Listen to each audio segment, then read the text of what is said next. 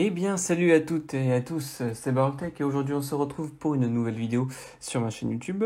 Nous allons voir aujourd'hui comment mettre en place donc une infrastructure Windows Server, hein, plus exactement, afin de réaliser du profil itinérant. Alors qu'est-ce que c'est? C'est le fait que par exemple un utilisateur se connectant sur un ordinateur, par exemple un, et éditant des documents, faisant 2-3 téléchargements, etc., puisse, en se connectant sur un ordinateur 2, retrouver, on va dire, ces documents, ces raccourcis, enfin voilà, tout ça. Alors ça fonctionne très très bien avec les technos Microsoft. Donc aujourd'hui, vraiment, je vais vous présenter de manière globale et assez détaillée comment mettre en œuvre ce système. Pour cela, vous allez devoir vous munir déjà d'une bonne machine, hein. Donc moi j'utilise ma machine standard, mais il faut au moins 16 Go de RAM, ça c'est sûr et certain, sinon vous ne pourrez pas arriver à que ça soit vraiment un minimum fluide. Donc je recommande au moins 16 Go de RAM et au moins un i7 de 7e génération. Voilà. Et déjà votre ordinateur, vous l'entendrez assez chauffé. Voilà. Donc on va utiliser trois machines virtuelles sous Workstation 15, VMware Workstation 15. On va utiliser une machine virtuelle Windows Server et deux machines virtuelles Windows 10. Voilà. Donc la machine Windows Server, celle qu'on va tout de suite attaquer. Bon, j'ai un réseau très simple, hein, 192.68.145.0/24, et donc ma machine serveur, ce sera .146 à la fin. Donc on va tout de suite commencer en créant un dossier profil itinérant. Donc je le mets dans le disque C, mais bon, c'est par souci on va dire de rapidité, de facilité, mais pour mettre ça vraiment en production, il faut bien avoir en tête qu'il faut mettre ça sur une partition au moins qui soit dupliqué, enfin avec un système de RAID 1, avec du stockage, voilà, avec une double réplication pour que ça soit bien sûr sécuritaire et que ça soit périn pour le parc informatique. Mais bon, moi je fais ça très simplement afin que vous visualisez comment on le fait rapidement, mais le but n'étant pas de mettre ça en production dans un système informatique, par exemple, d'une entreprise. Voilà, donc l'ayez bien en tête. Donc je crée ce dossier. Une fois que j'ai créé ce dossier, je vais le partager. Donc je vais dans les propriétés du dossier et je vais dans l'onglet Security. Non, on va aller dans Sharing en premier temps. Advanced Sharing. Vous cochez Share this folder. Vous allez, bon là je mets un petit commentaire rapidement, mais bon là, bien sûr c'est pas du tout obligatoire. Et ensuite on va éditer les permissions pour donc ce dossier.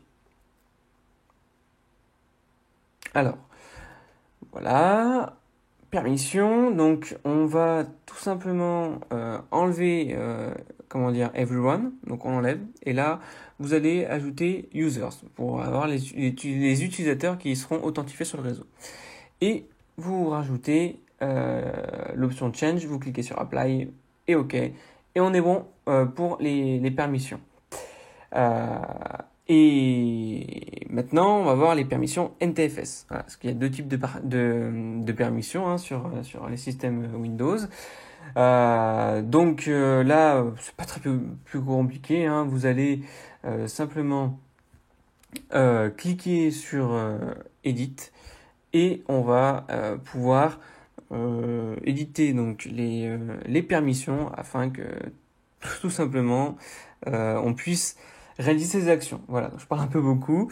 Donc voilà, users, vous mettez tous les droits, tout simplement, pour users. Vous cliquez sur OK. Donc là, on a à la fois les permissions standards et les permissions NTFS. Vous cliquez sur Apply, vous enregistrez et on est bon.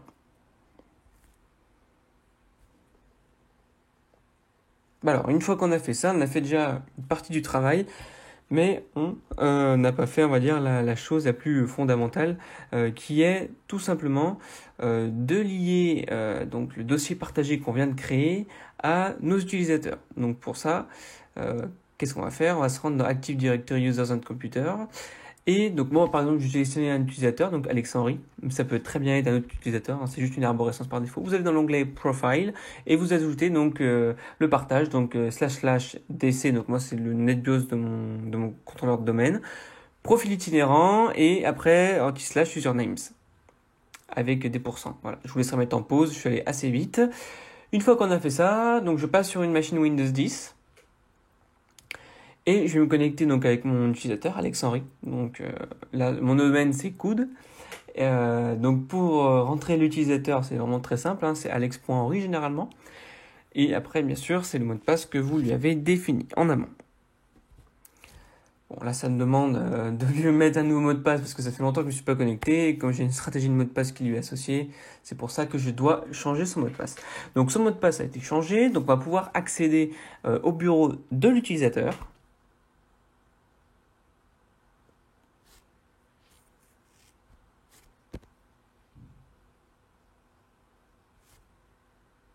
Voilà, donc entre-temps, on va dire que j'ai coupé l'action parce que ça a pris un peu trop de temps. Et donc, vous voyez donc sur le Windows Server que notre dossier Alex Henry apparaît bien. Donc, c'est là que ça va être synchronisé.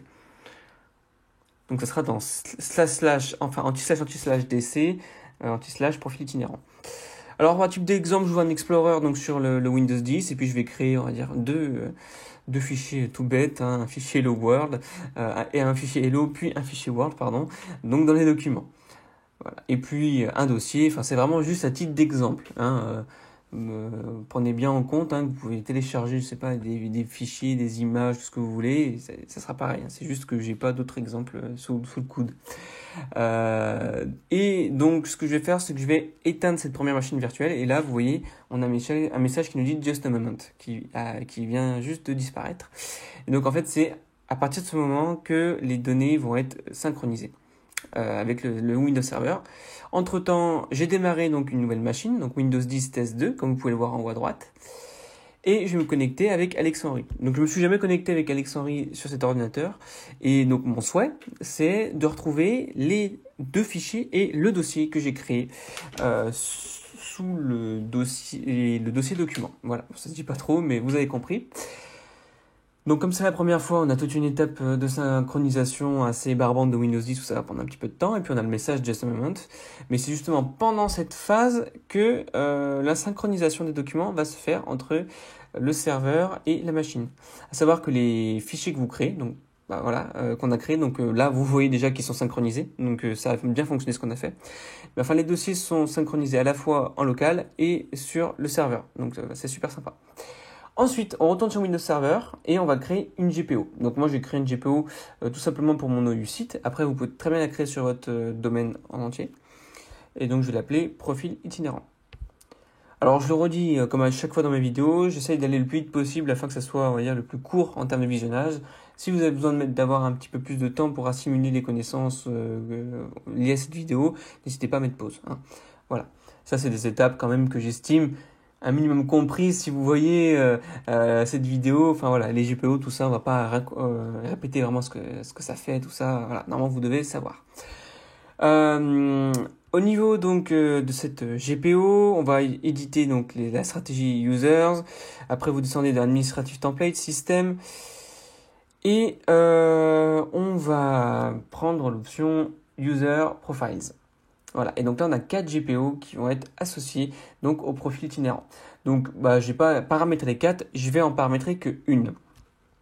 Limit profile size afin de limiter l'espace de stockage de notre utilisateur. Donc par défaut, Windows Server nous dit 30 mégas, soit 30 000 kilobits. Autant vous dire que c'est vraiment très très peu, hein. Donc généralement c'est au minimum 1 giga, mais encore une fois c'est vraiment limite. Donc généralement on préfère mettre, voilà, je sais pas, 2 ou 3 gigas pour être un petit peu large. Donc moi, à titre d'exemple, je vais mettre 100 mégas.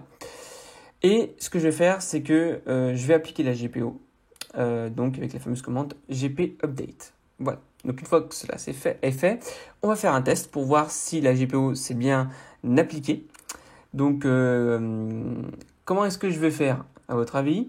Je vais prendre un fichier 200 mégas, enfin c'est plutôt un dossier contenant des fichiers, donc un dossier de plus de 200 mégas, afin de vérifier si notre GPO est bien appliquée. Donc bien sûr, il faudra que votre ordinateur, par exemple, on va prendre Windows 10 Test 2, voilà. Il faudra que vous soyez délogué avant l'application de la GPO, parce que la GPO, elle s'applique uniquement quand l'utilisateur se relogue. Pour la plupart des GPO s'appliquent comme ça. Donc voilà, là, la GPO, à partir de ce moment-là, elle va s'appliquer. Une fois que vous vous connectez. Mais si vous êtes déjà connecté, c'est pas bon, c'est pas top, donc déconnectez-vous ou même redémarrez l'ordinateur, ça sera encore plus simple. Alors, du coup, je me suis connecté et là, qu'est-ce que je vais faire? Je vais tout simplement copier mon dossier avec donc des musiques, tout simplement des musiques, et qui fait plus 200 mégas. Et ce que je souhaite, c'est avoir le message qui vous dit stop, vous pouvez plus stocker rien du tout. Donc qu'est-ce que j'ai fait? J'ai redémarré, je me reconnecte. Donc, bien sûr, ça va pas si rapidement, hein, j'ai tout coupé au montage. Donc là, entre-temps, donc j'ai copié les 100 mégas qui sont assez rapidement copiés, et j'ai redémarré la machine. Et donc la GPO, bien sûr, elle avait été appliquée la dernière fois, mais on avait un stockage qui était nul, on n'avait rien. Mais là, donc on a un stockage qui est supérieur à 100 mégas. Et qu'est-ce qu'on va avoir? On attend un petit peu. Boum, le message nous prévient. Voilà, on a dépassé notre quota de stockage. Donc on fait de la place. Il faut faire de la place parce qu'on ne pourra plus rien stocker avec ce délire de profil itinérant. Enfin, c'est pas un délire, mais avec ce système très bien inventé de Microsoft, parce que je trouve ça super génial, voilà, de profil itinérant. Donc voilà, c'était pas plus compliqué que ça. Donc ça demande, on va dire, un petit peu de connaissances, surtout en Active Directory. Donc voilà, je vais pas expliquer comment ça fonctionnait et c'était pas le but de cette vidéo. Mais voilà comment on met en place un système de profil itinérant avec Windows Server. Donc c'est Windows Server 2019, mais ça fonctionne aussi sur 2012, 2016 et peut-être avant, je sais pas. Voilà, et je vous dis à bientôt pour une nouvelle vidéo sur ma chaîne. Entre temps, portez-vous bien.